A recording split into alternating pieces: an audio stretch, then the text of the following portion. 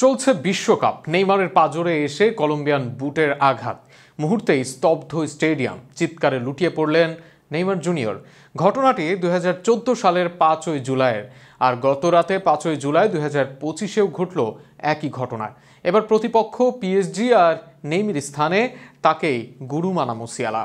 Football এমন এক খেলা যেখানে আবেগে লুকিয়ে থাকে প্রতিটি পাস, প্রতিটি ড্রিবল, আর কখনো কখনো একটি নির্দিষ্ট দিনও। 5ই জুলাই তারিখটা ক্যালেন্ডারে সাধারণ হলেও ফুটবল প্রেমীদের হৃদয়ে আজ তা ব্যথার প্রতীক।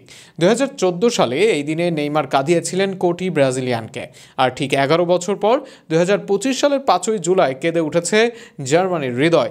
চোট পেয়েছেন জামাল মুসিয়ালা। 2014 বিশ্বকাপের সেই কোয়ার্টার ফাইনাল নেইমার যেন একা হাতে টেনে নিচ্ছিলেন ব্রাজিলকে সেমিফাইনালের দিকে, কিন্তু হঠাৎই হুয়ান কামিলো জুনিগার একটি মারাত্মক ট্যাকেলে বদলে দিল সবকিছুই।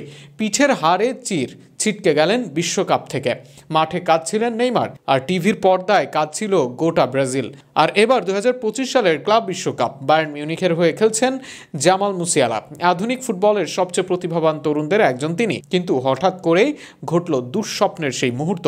একটি ট্যাকেল, আর সঙ্গে সঙ্গে মাটিতে লুটিয়ে পড়া মুসিয়ালা। চোট এতটাই গুরুতর ছিল যে স্ট্রেচারে করে মাঠ ছাড়তে হয় তাকে। মাঠে চোখে জল, ভক্তদের চোখেও একই দৃশ্য, আর সবাই বলছে আবার 5ই জুলাই আবার এক তরুণ নক্ষত্র পড়ে গেল। সোশ্যাল মিডিয়ায় ছড়িয়ে পড়েছে ছবি 2014 সালের নেইমার আর 2025 সালের মুসিয়ালার স্ট্রেচারে করে মাঠ ছাড়ার দুটি ফ্রেম। পাশে পাশে দুই কান্না, দুই ক্ষণজন্মা প্রতিভা, দুইটি 5ই জুলাই। এই মিলটা যেন কাকতালীয় হলেও ফুটবল ভক্তদের হৃদয় ভেঙে দিয়েছে। এখন শুধু অপেক্ষা মুসিয়ালার সুস্থ হয়ে ফিরে আসার, কারণ মাঠ তার মতো শিল্পীদের প্রতীক্ষা করেই চেয়ে থাকে।